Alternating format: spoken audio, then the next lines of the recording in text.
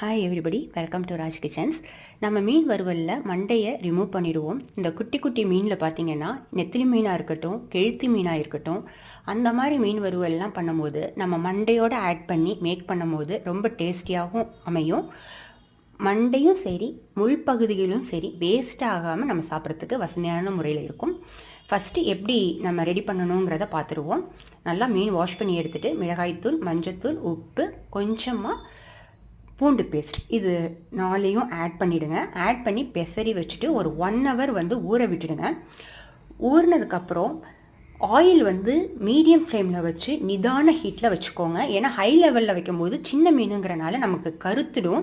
அந்த மாதிரி இல்லாமல் மீடியம் ஃப்ளேமில் வச்சு ஹீட் ஏற விட்டுட்டு மீன் ஆட் பண்ணி திருப்பி விட்டு எடுத்து சாப்பிட்டு பாருங்கள். இது மீனுடைய டேஸ்ட்டும் நல்லாயிருக்கும். அதே மாதிரி மீனில் இருக்கக்கூடிய அந்த முள்பகுதியும் சரி, மண்டையும் சரி, வேஸ்ட் ஆகாமல் ஃபுல்லாக நம்ம சாப்பிட்றதுக்கு ஈஸியான முறையில் இருக்கும். இதே போல் மற்ற வீடியோஸையும் பார்த்துட்டு மெஷர்மெண்ட்ஸ் கரெக்டாக இருந்தால் வீட்டில் செஞ்சு பார்த்துட்டு ஒரு